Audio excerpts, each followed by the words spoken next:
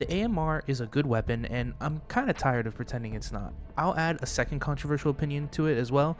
Against bots, it's on par with the railgun in terms of efficiency, and the choice comes down to just personal preference.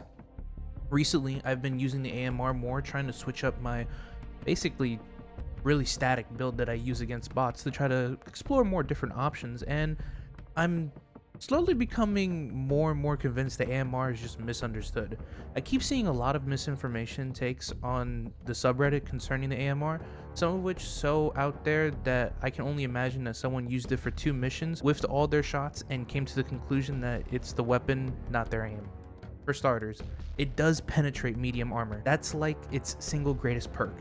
It's what makes it so good against the automatons, and yet I keep seeing people saying it's such a shame the anti-material armor bounces against medium armor. How the heck are you managing to bounce against medium armor? The only thing I can see is that it depends on the range. During my playthrough, I discovered the AMR loses some penetration power at range. I was training on killing hulks, and one of my shots bounced. When the hulk got closer, and still it wasn't that close, I was still out of its range, I got it in 2 shots. Now, like I said, while range does matter, it's a non-issue. All range on engagement realistically takes place in the AMR can pierce. The only time it can't is when you are too far for the enemy to notice you, so you shouldn't take the shot anyway.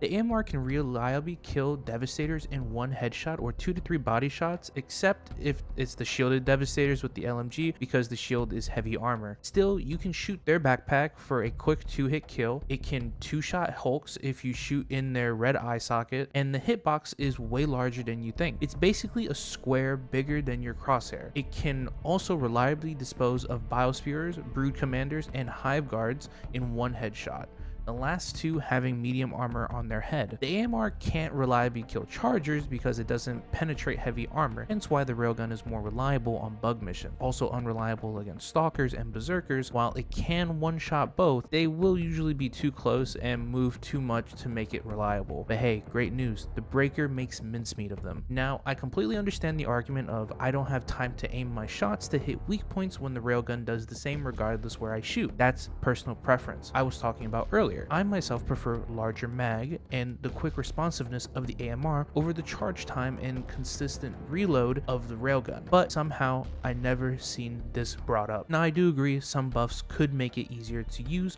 For starter, it should be able to one-shot kill Striders.